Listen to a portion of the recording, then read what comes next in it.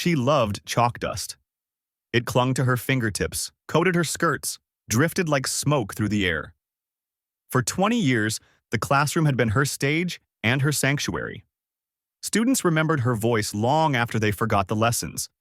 She could turn grammar into song, history into theater, literature into confession. Parents thanked her for giving their children more than grades. She gave them confidence, curiosity, courage. Teaching was not her job, it was her identity. Then came the whisper. A student, angry over a failed test, accused her of favoritism. Soon, another added claims of cruelty. None of it was true, but rumors spread faster than truth in the narrow halls of the school. Social media fueled the fire. Parents demanded answers. Administrators, wary of scandal, placed her on leave. The investigation dragged, impartial in name but poisoned in spirit. Though evidence cleared her, the damage was done. The district ended her contract quietly. She was no longer Ms. Alvarez, the teacher. She was just another casualty of suspicion. The silence was unbearable. Without her classroom, her days lost shape. She avoided the grocery store where former students worked, ashamed to see pity in their eyes. Friends called less. Colleagues turned distant. She slipped into isolation, days spent watching television she barely remembered, nights staring at ceilings that offered no answers. The voice once strong enough to fill a room of 30 children grew faint inside her chest. She tried other jobs, clerical work, retail, even temping in offices, but nothing fit. Each paycheck was a reminder of what she had lost. Each morning was heavy with the absence of children's voices.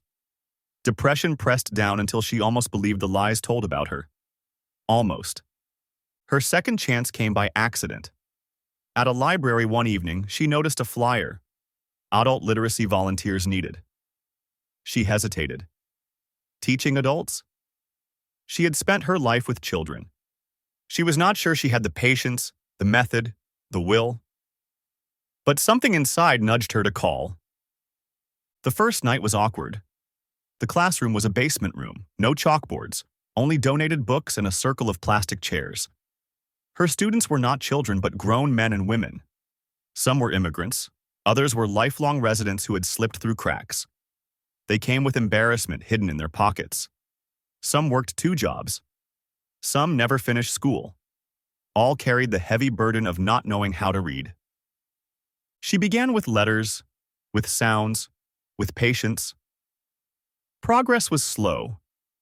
A man in his 50s struggled to sign his name. A woman brought her son's picture book and cried when she read aloud for the first time.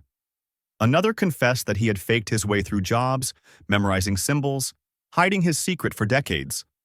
She listened, encouraged, and taught them to listen to themselves. Weeks turned to months. The basement filled with laughter and small victories. The day one student read a full page without stumbling, the others applauded as if she had won a medal. When another wrote his first sentence, he framed it like artwork. Slowly, she felt her own spirit rise with theirs. She was teaching again. Not for grades, not for tests, but for life. Word spread. More adults joined. She expanded lessons, created reading groups, organized evenings where students read to each other's children. The local newspaper featured the program. Her name, once tarnished, reappeared, but now linked to hope, not scandal. She realized her voice had never left her. It had only been waiting for a place that needed it more. Years later, she stood at a podium, addressing graduates of her literacy class. The hall was filled with families. Students, some gray-haired, held certificates with trembling hands. Tears streaked faces as they read speeches they had written themselves. She listened, proud, humbled, restored. They thanked her, but she knew the truth. They had given her back her purpose. They had returned her voice. She still missed the chalk dust, but now her hands were covered with something greater. The ink of signatures written for the first time, the pages of books read aloud, the strength of lives transformed.